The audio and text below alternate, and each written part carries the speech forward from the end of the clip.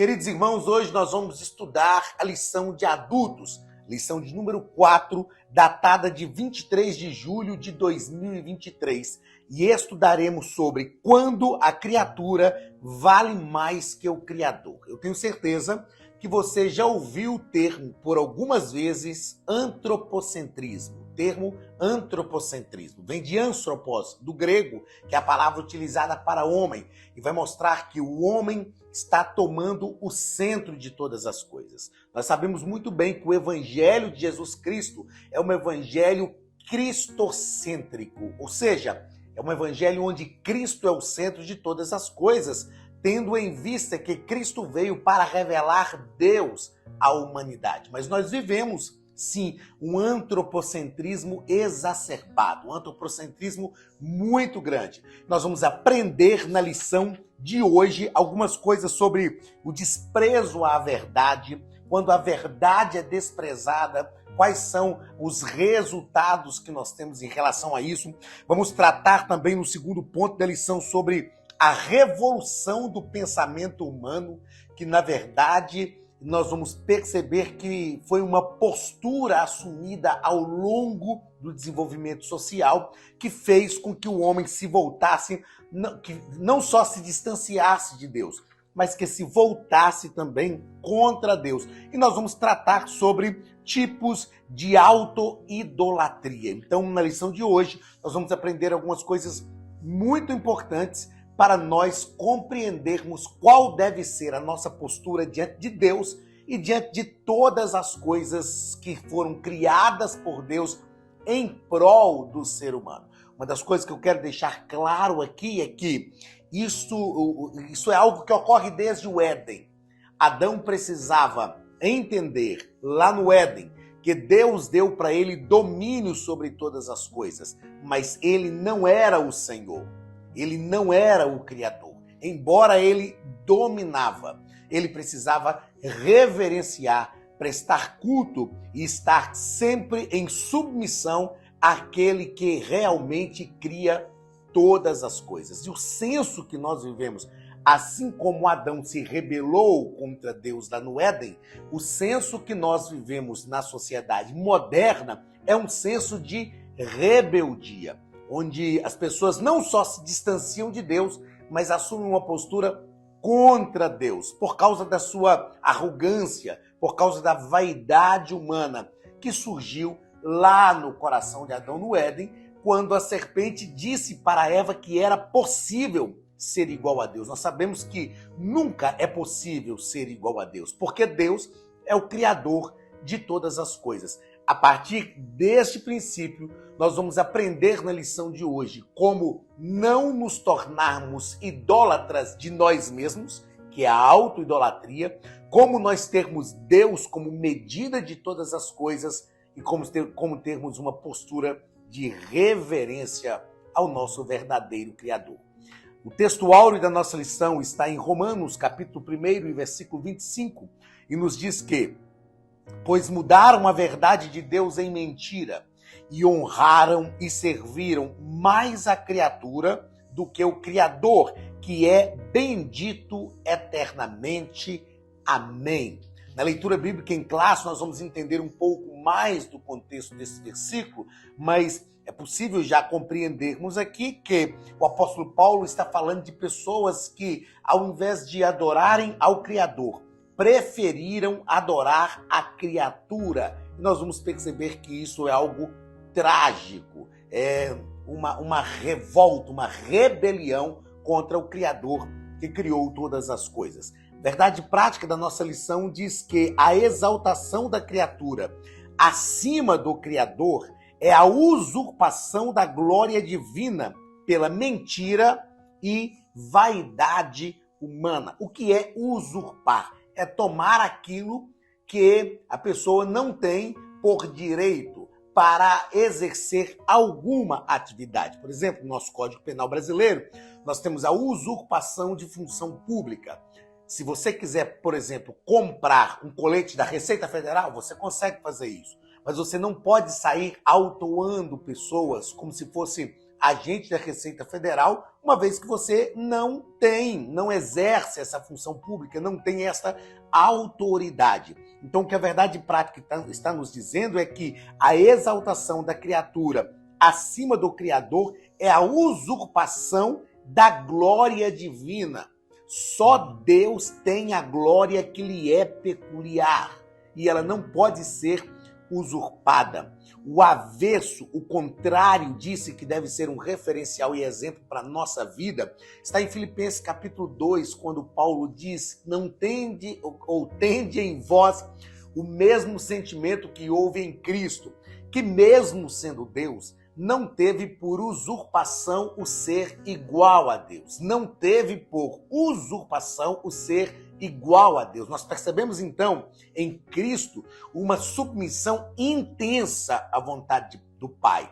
Paulo diz, mesmo sendo Deus, ele não deixou de ser Deus, mas ele não teve por usurpação o ser igual a Deus. A palavra-chave da nossa lição de número 4 é a palavra antropocentrismo, ou seja, o ser humano no centro de todas as coisas. A leitura bíblica em classe está em Romanos, capítulo 1, dos versículos 18 ao versículo 25, que nos diz o seguinte: porque do céu se manifesta a ira de Deus sobre toda a impiedade e injustiça dos homens, que detêm a verdade em injustiça, porquanto o que de Deus se pode conhecer, neles se manifesta, porque Deus o manifestou.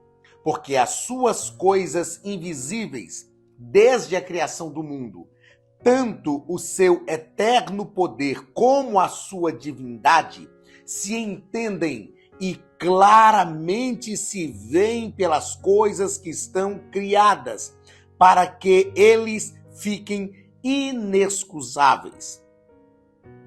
Porquanto, tendo conhecido a Deus, não o glorificaram como Deus, nem lhe deram graças, antes em seus discursos se desvaneceram, e o seu coração insensato se obscureceu, dizendo-se sábio, tornaram-se loucos e mudaram a glória de Deus. Mudaram a glória do Deus incorruptível em semelhança da imagem de homem corruptível e de aves e de quadrúpedes e de répteis, pelo que também Deus os entregou às concupiscências do seu coração, a imundícia para desonrarem o seu corpo entre si, pois mudaram a verdade de Deus em mentira e honraram e serviram mais a criatura do que o Criador, que é bendito eternamente. Amém. Perceba que o apóstolo Paulo, na carta aos Romanos, e a carta aos Romanos é o livro que mais trata sobre soteriologia, que é a doutrina da salvação. O apóstolo Paulo, nessa carta aos Romanos, ele faz um apanhado de todo o processo salvífico, não que ele tenha feito isso de forma propositada, mas ele constrói, é claro, ele está escrevendo para a igreja que estava na sede do Império, a igreja de Roma, mas ele constrói um tratado de doutrina de salvação.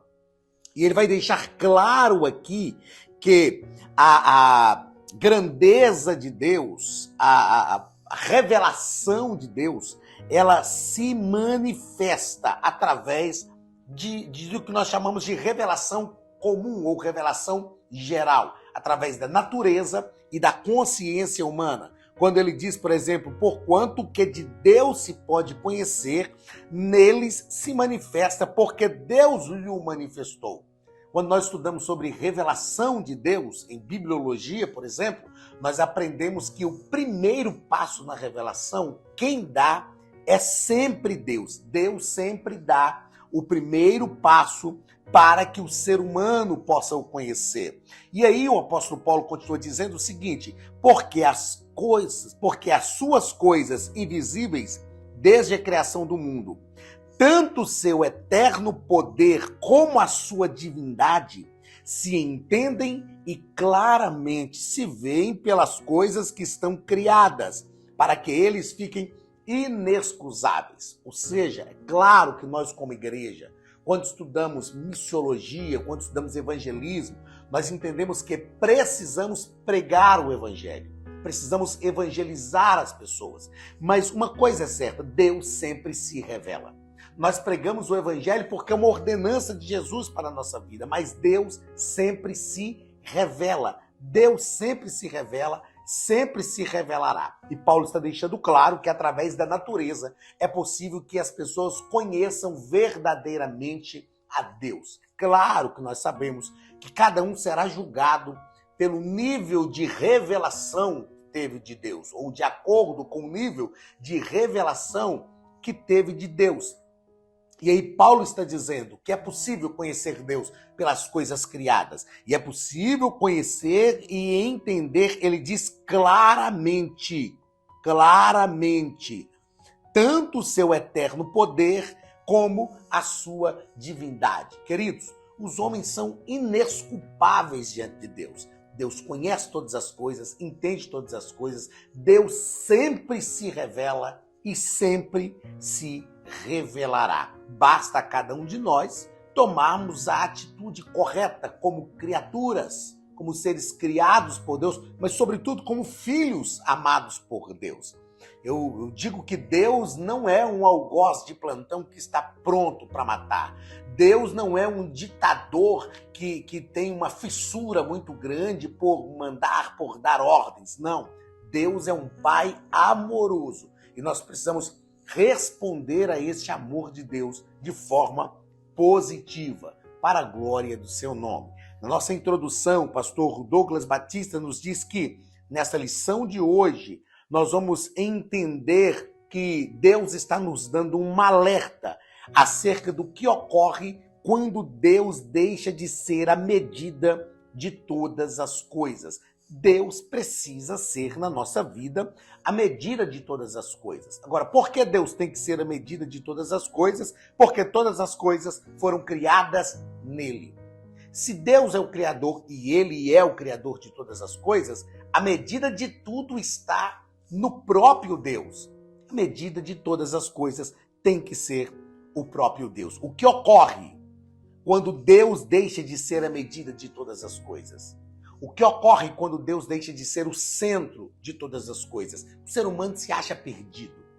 Hoje trabalha-se muito a questão da identidade. O que é a nossa identidade? É a nossa origem, é a nossa essência verdadeira. E sendo crente ou não, crendo em Deus ou não, é preciso reconhecer que a nossa identidade está em Deus, porque Ele nos criou, Ele nos fez ser quem nós somos. E se a nossa identidade está nele, se a nossa essência está nele, ele tem que ser a medida de todas as coisas na nossa vida. Primeiro ponto da lição vai tratar sobre o desprezo à verdade. O que é desprezar a verdade? É ter conhecimento, é saber que existe uma verdade. A gente está estudando isso durante esse trimestre e aprendendo que uma das características do mundo que nós vivemos, que é o pós-modernismo ou ultramodernismo, como alguns já estão dizendo, é o relativismo.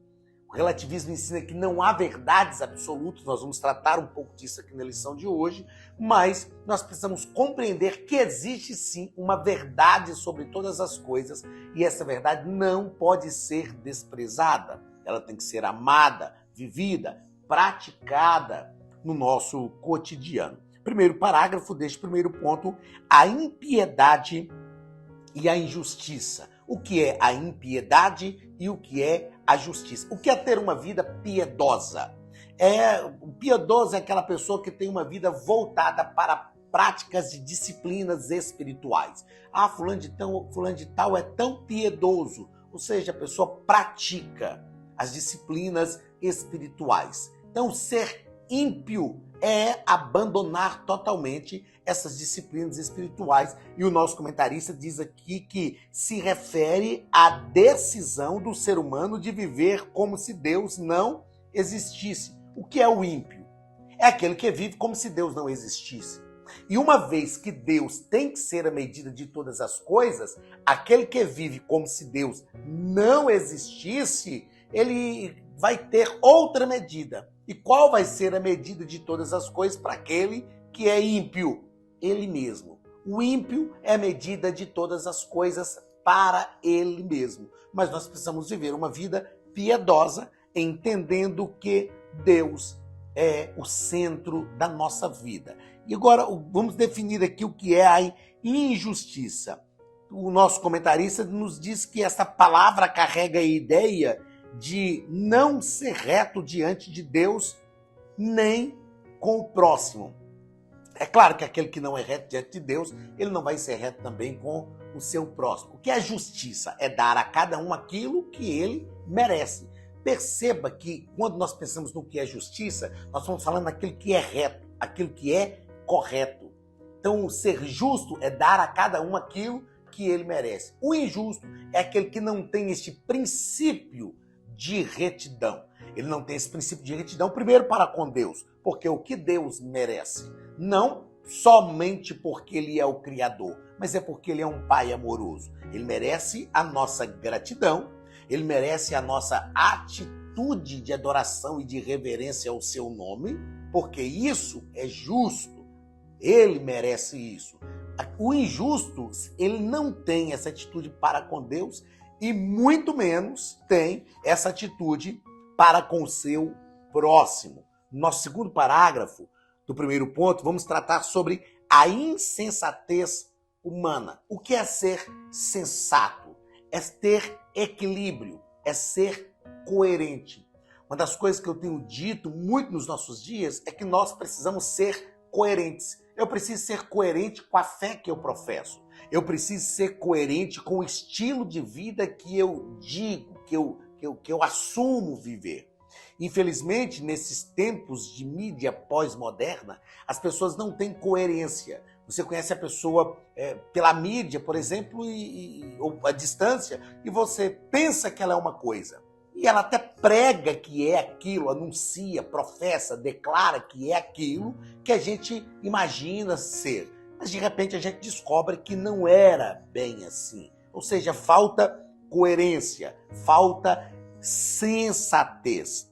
Qual é a insensatez aqui dentro do assunto da nossa lição abordada pelo nosso comentarista? Em lugar de reconhecer o Criador, o ser criado age como se não fosse criatura e se comporta como se fosse divino. Eu falei aqui nas minhas palavras iniciais sobre essa síndrome que vem desde o Éden. Então, o que foi que aconteceu lá? A serpente dialogou com a mulher e a mulher a ouviu. Mas, de repente, a serpente diz, não, vocês não vão morrer. O que foi que Deus disse? Que vocês morreriam? Não, vocês não vão morrer. É porque Deus sabe que vocês serão como Deus, conhecedores do bem e do mal. O ser como Deus, eu imagino, e falo assim de forma até descontraída, que eu imagino Eva pensando em Deus, olhando para Deus, vendo aquela grandeza, aquela glória, aquele poder, e de repente, quando a serpente fala, é possível vocês serem como Deus. Isso ativa o que não deveria ser ativado na mentalidade da mulher. E nem na mentalidade do homem, é claro.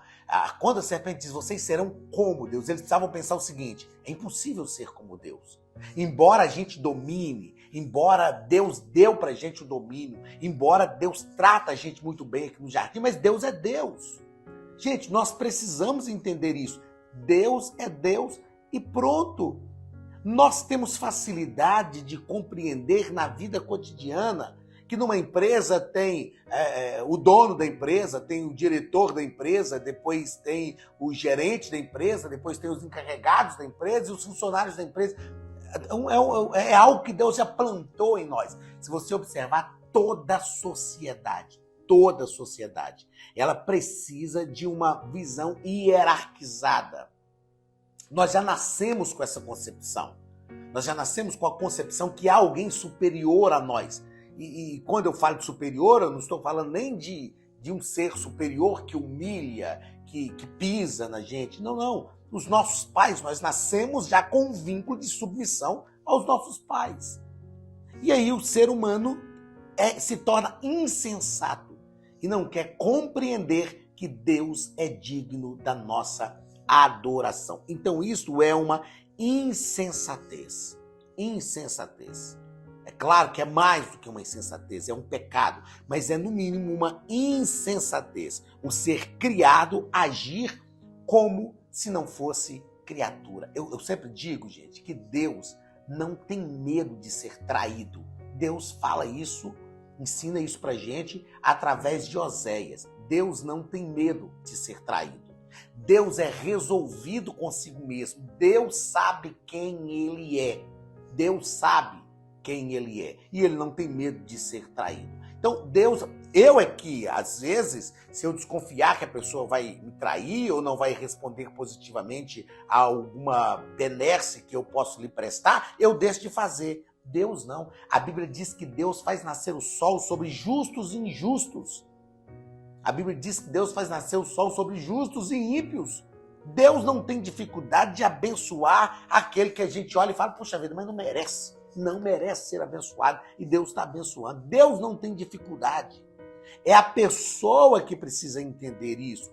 Ter sensatez. Não só uma sensatez humana, mas uma sensatez espiritual também. E compreender o seguinte, puxa vida, Deus é Deus. Deus é tremendo, maravilhoso. Deus é transcendente. Ele vai além do nosso entendimento. Mas ele resolveu estar perto da gente. Então o que nós temos que fazer? Ter sensatez e responder positivamente a esse Deus que é tão magnífico, que é tão poderoso e que é tão grande. Terceiro parágrafo do primeiro ponto.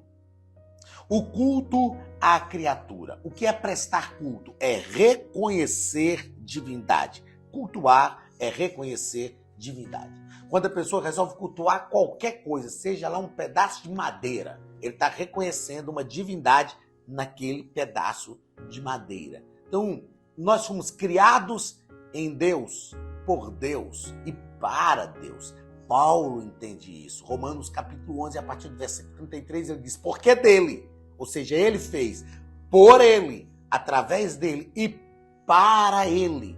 Ele está no início porque cria. Ele está no meio porque ele faz que tudo aconteça por meio dele. E ele está no final porque tudo é para ele. Qual a dificuldade que as pessoas têm de entender isso? Então, o culto à criatura. Na religião, e aí o nosso comentarista vai tratando de vários aspectos aqui, e eu destaquei aqui o aspecto que ele fala na religião. Não é? Na religião, os seres criados passam a ser cultuados. Ou seja, nós somos criados. Qual a dificuldade de reconhecer essa divindade de Deus? Seu poder. Que arrogância é essa que nos afasta de Deus e não nos deixa reconhecer quem ele verdadeiramente é? Nas ciências, dentro desse culto à criatura, na religião, os seres criados passam a ser cultuados. Nas ciências, a matéria é colocada acima de Deus. Então, não é uma atitude só de se afastar de Deus, é uma atitude contra Deus. Na sociedade, o artista, o atleta, o político ou o líder religioso se torna uma referência de idolatria em afronta ao Criador, que é bendito eternamente. Mesmo no meio evangélico, nós temos hoje vários líderes que não discipulam, formam seguidores, são pessoas parecidas com ele. Eu conversava, dizia há uns meses atrás, conversava com os irmãos sobre essa questão do discipulado, e me foi feita essa pergunta, por que muitas pessoas hoje, ao invés de discipular pessoas, formam seguidores? Porque o que é discipular? Discipular é confrontar a pessoa com Cristo. Isso é discipular. Isso é formar um discípulo de Cristo. É colocar a pessoa diante de Cristo, apresentá-la para Cristo e falar, tá aí Cristo é o padrão.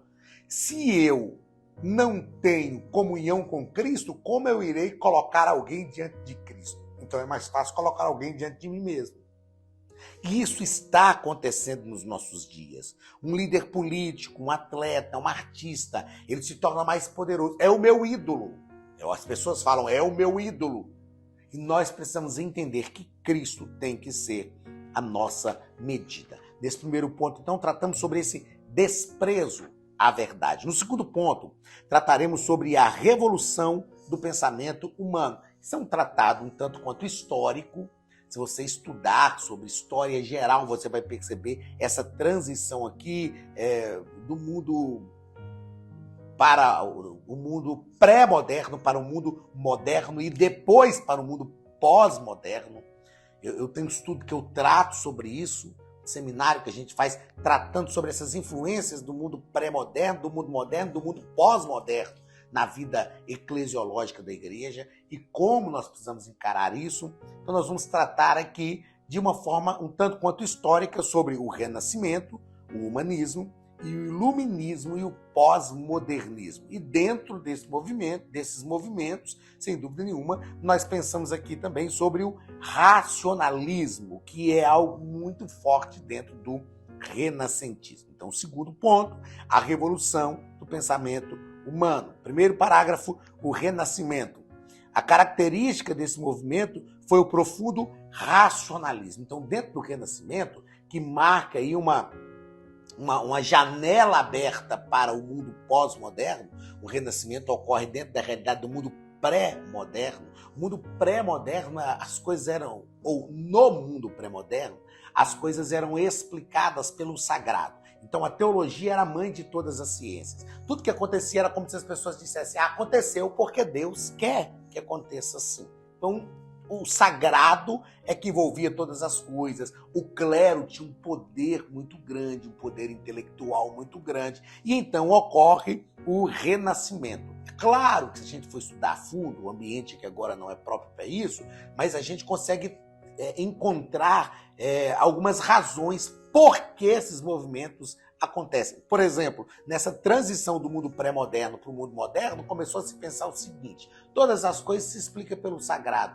mas o sagrado não foi capaz de impedir guerras. Não é que o sagrado foi ou deixou de ser capaz de impedir guerras. Nós estamos tratando aqui de sociedade, de ser humano, estamos tratando de um envolvimento humano. Então, nós precisamos ter essa visão macro para compreender. Eu te sugiro, você que é professor, estudar um pouco mais sobre esses movimentos, além do que o nosso comentarista, o nosso escritor propõe aqui na lição, para você entender essas influências sociais que acabaram culminando nesses movimentos. Mas a característica do renascentismo é o seu profundo racionalismo. Os renascentistas recusavam-se a acreditar em qualquer coisa que não pudesse ser provada pelo racional. Ou seja, agora não existe mais o sagrado. O sagrado que não tem explicação, é porque Deus quer. Não, porque Deus quer. Se Deus quer, por que Deus quis? Aliás, quem é Deus?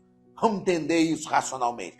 Essa era a proposta do renascentismo. Outra coisa que o comentarista nos propõe aqui, o escritor nos propõe aqui, a visão teocêntrica, que é o Deus no centro de todas as coisas, foi mudada para uma concepção antropocêntrica. O homem no centro, o homem começa a se tornar a medida de todas as coisas.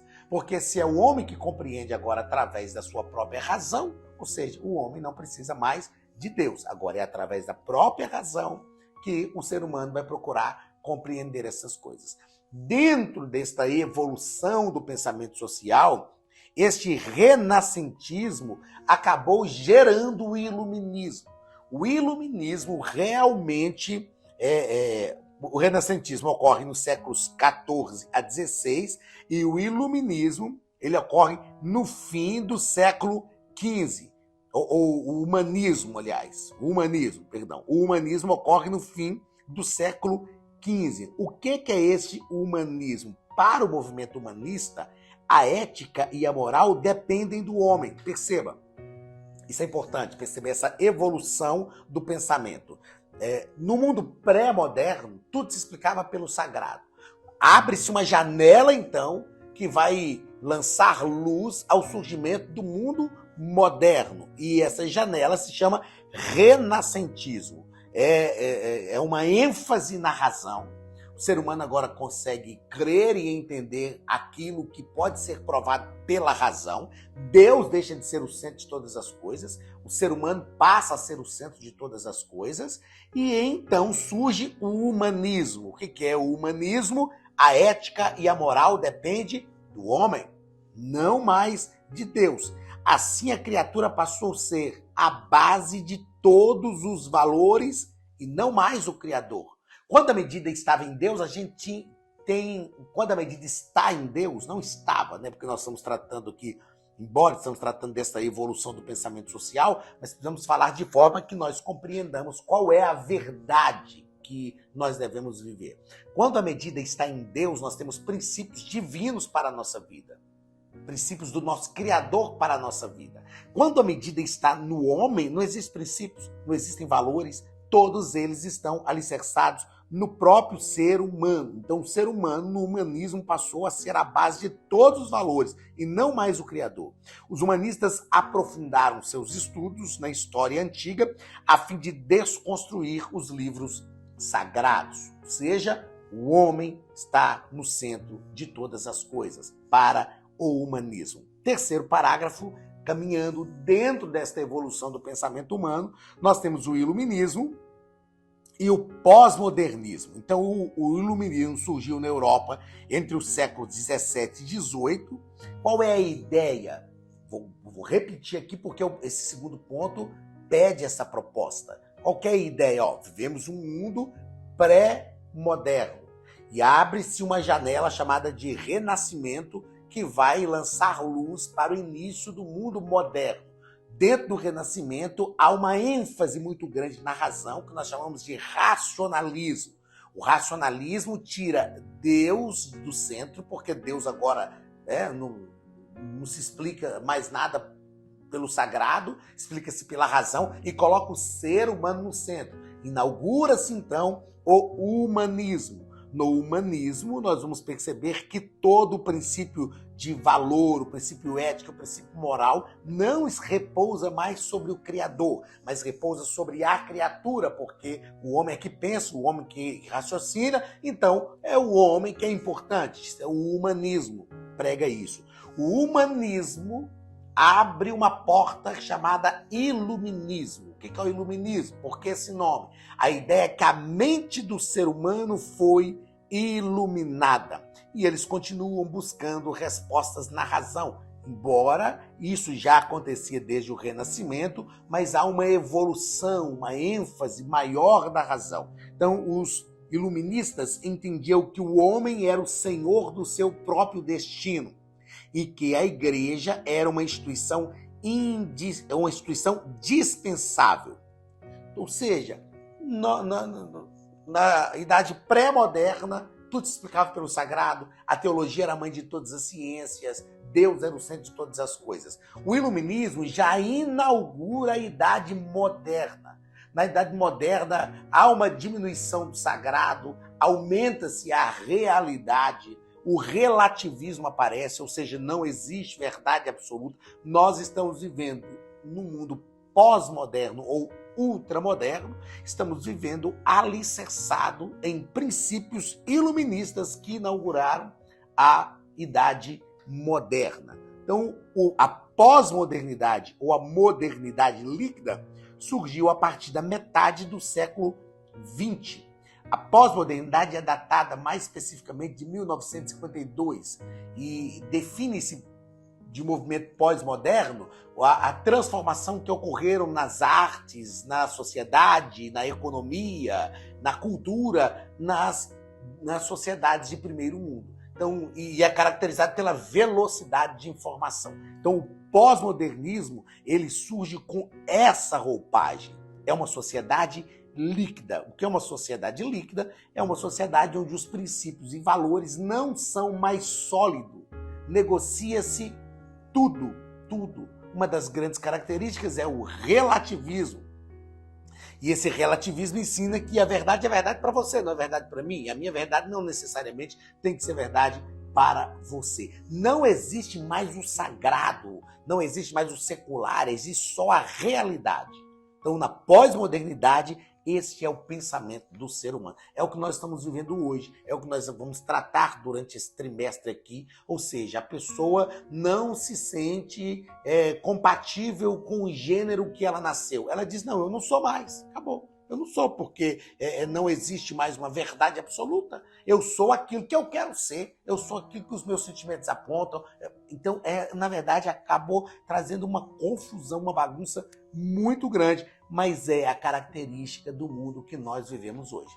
Não nos esquecendo que nesse terceiro trimestre de 2023, nós estamos estudando sobre a Igreja de Cristo, o Império do Mal, como viver neste mundo dominado pelo espírito da Babilônia. E esse é um espírito que se levanta contra Deus. Continuando ainda nesse terceiro parágrafo do segundo ponto, o nosso escritor nos propõe que neste contexto, os dois grandes imperativos que marcam esse movimento, que é o pós-modernismo, é o hedonismo e o narcisismo. O que é o narcisismo? O narcisismo é a pessoa que tem ela mesma no centro de todas as coisas. O importante é o que ela gosta, o que ela pensa, o que ela quer. É claro que esse termo narcisismo ele evoluiu, porque eu me lembro que há mais de 30 anos atrás, quando eu estudava sobre o narcisismo, isso era tratado de forma assim, muito superficial. O que era a pessoa narcisista? É a pessoa que tinha um intenso amor por ela mesma. A gente sabe hoje, estudando comportamento humano, que essa ideia do narcisismo, ela evoluiu não só para a pessoa que tem intenso afeto por ela mesma, mas a pessoa que não aceita que nenhuma outra pessoa seja mais relevante do que ela. A Bíblia nos diz que ninguém deve pensar de si mesmo além do que convém. Cada um pensa de si mesmo segundo a medida da fé que Deus distribuiu a cada um. O narcisista não lê esse texto.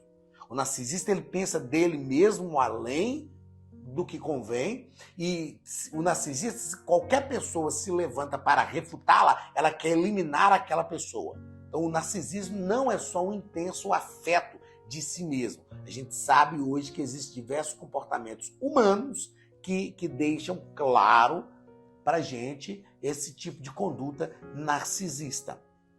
Outra palavra muito importante dentro dessa idade pós-moderna ou ultramoderna é o hedonismo. O que é o hedonismo? É a busca pelo prazer, a qualquer custo. Não importa como. As pessoas dizem, não, o importante é ter o prazer. E isso não é algo de hoje, gente. Isso é algo que já vem, pelo menos, vem desde Adão, é claro. Mas, socialmente falando, generalizado na sociedade, isso vem desde o Império Grego. Desde o Império Grego. Os gregos ensinavam o narcisismo assim, escancaradamente. Eles diziam o seguinte, o importante é que você tenha prazer.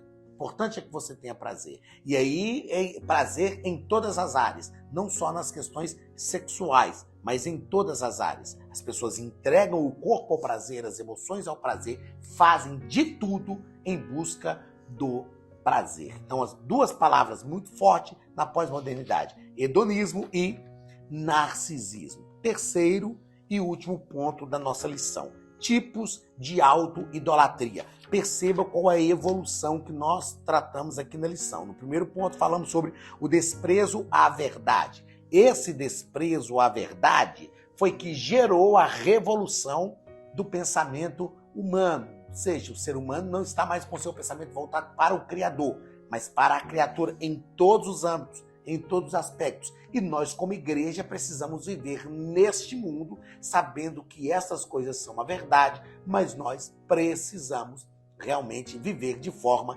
diferente. Então, perceba que se a pessoa despreza a verdade, se ela se torna adepta dessa revolução do pensamento humano, o resultado vai ser que ela vai ser uma auto-idólatra. Então vamos pensar aqui nesse terceiro ponto alguns tipos de idolatria. Primeiro, a idolatria da autoimagem. O que é esta idolatria da autoimagem? Uma pessoa não regenerada tem a necessidade de autopromover-se, desenvolvendo uma opinião elevada de si mesmo.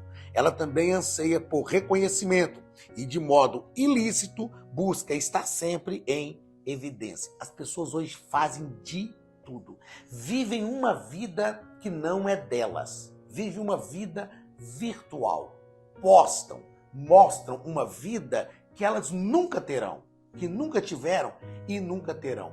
Sabe qual é o problema que está ocorrendo na nossa sociedade? Ao estudar o comportamento humano, a gente aprende que essas pessoas estão realmente acreditando que são aquilo que elas estão demonstrando ser.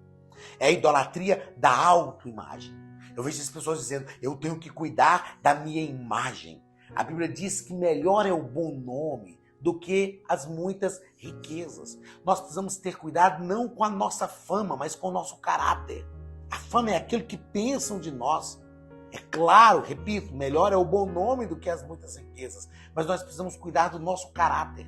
Nós precisamos entender quem nós verdadeiramente somos. Como eu disse lá no início da aula, nós precisamos entender a nossa origem, a nossa essência, a nossa verdadeira identidade. O importante não é aquilo que aparentamos ser, o importante é aquilo que verdadeiramente somos. Essa idolatria nessa idolatria da autoimagem, as pessoas fazem de tudo para se promover.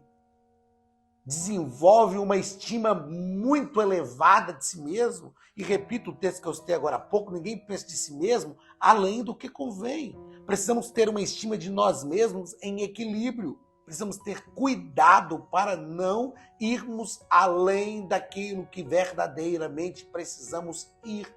Como eu entendo quem eu sou? Quando eu estou ligado à minha fonte, à minha essência, à minha identidade, que é o próprio Cristo. Quem eu devo ser? Aquilo que Cristo foi enquanto encarnado. Jesus Cristo se encarnou não só para revelar Deus a nós, mas para se tornar um modelo de humanidade.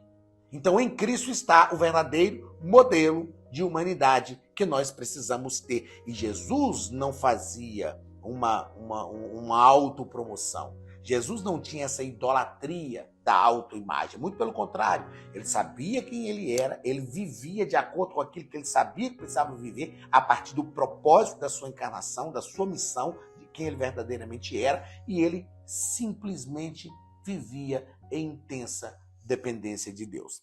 Segundo tipo de idolatria, idolatria do coração. O coração aqui, é claro que não se trata de órgão físico, refere-se às emoções, à vontade e o centro de toda personalidade. As pessoas estão entregando às suas vontades só aquilo que lhes satisfaz. As pessoas estão vivendo de acordo com aquilo que querem. Ah, mas eu não quero, eu não quero. Ah, eu sou dono do meu corpo, então eu faço aquilo que eu quero. Será que é isso mesmo? Será que todos nós nascemos para fazer só aquilo que nós realmente queremos? O nosso escritor continua dizendo que assim, quem não teme a Deus traz a idolatria no seu íntimo, quando prioriza a reputação pessoal, busca o prazer como bem maior, nutre tendências supersticiosas e possui excessivo apego aos bens materiais. A idolatria do coração é quando a pessoa entrega os seus sentimentos, entrega as suas emoções àquilo que lhe dá prazer, aquilo que ela simplesmente quer. Eu ouço pessoas dizendo, mas eu não consigo controlar o meu coração, eu não tenho domínio sobre a minha mente. É possível termos, gente, é possível termos. Quando Paulo fala sobre o fruto do Espírito e as suas 9 virtudes, ele fala de domínio próprio. Nós precisamos estar no controle disso. Nós precisamos trabalhar as nossas emoções, a nossa mente, o nosso coração, os desejos, precisamos trabalhar o centro das nossas vontades e ter o controle de todas estas coisas. Terceiro e último ponto da nossa lição: idolatria sexual. O nosso comentarista vai tratar sobre a concupiscência da carne. A concupiscência da carne caracteriza quem é dominado pelo pecado sexual. O que é concupiscência? É o anelo de prazeres sexuais, cobiça de bens materiais. Nós precisamos ter cuidado com a concupiscência. João, escrevendo à igreja primitiva e a todos nós, ele diz que nós precisamos ter cuidado com a concupiscência da carne, concupiscência dos olhos e soberba da vida. Concupiscência da carne. Nós vamos perceber que Eva, ela passa por esses 3 estágios do pecado no Éden. Concupiscência dos olhos. A Bíblia diz que ela olhou, viu que era agradável. Concupiscência da carne, fruto desejável para se comer. E soberba da vida. Ela acreditou que era possível ser igual a Deus. Todo pecado passa pela concupiscência dos olhos, concupiscência da carne e soberba da vida. As questões da idolatria sexual hoje são assim, pregadas e ensinadas. O corpo é seu, você faz aquilo que você quiser. Uma coisa que é muito relevante aqui no final da nossa aula é nós entendermos que não há como uma pessoa cometer um tipo só de auto-idolatria. Geralmente, quando as pessoas se afastam de Deus, não honram a Deus com a sua vida, elas cometem tanto a auto-idolatria da imagem, como a auto-idolatria do coração, como também a auto-idolatria sexual. Entrega o seu corpo aos desejos da sua carne. Nós precisamos ter cuidado. Qual é o antídoto para tudo isso? É vivermos em intensa dependência de Deus. Eu aprendi a orar sempre dizendo: Deus, eu declaro a minha dependência de Ti. Nós temos a consciência de que se não for Deus na nossa vida, nós não damos um passo sequer, não fazemos nada. É nós vivermos em intensa dependência do Pai e compreendermos que a criatura nunca será maior do que o Criador. Nós somos criaturas e, em nome de Jesus, não entenda que Deus é um ditador fascinado em dar ordens. Não é isso. Deus é um Pai amoroso que nos criou para o relacionamento. E nós só seremos realmente satisfeitos, nós só viveremos de forma satisfatória, nós só viveremos uma vida extraordinária se estivermos em intensa comunhão com Deus, reconhecendo: eu sou criatura, tu és o Criador, mas como diz um hino, eu sou teu e tu és meu. Meus queridos, que esta lição realmente seja um antídoto para a nossa alma e para o nosso coração. E, sobretudo, que o que nós tratamos aqui nessa lição de número 4, quando pensamos sobre quando a criatura vale mais que o Criador, seja uma arma de defesa da nossa mente e do nosso coração, para que nós rechacemos esse tipo de comportamento e, sobretudo, sigamos adiante em intensa dependência com o nosso Deus, entregando a Ele toda a nossa vida e vivendo com Ele, porque Ele tem cuidado de nós. Deus te abençoe. Um grande abraço do pastor Anderson Silva e que a mão de Deus te conduza em triunfo para a glória do nome de Jesus.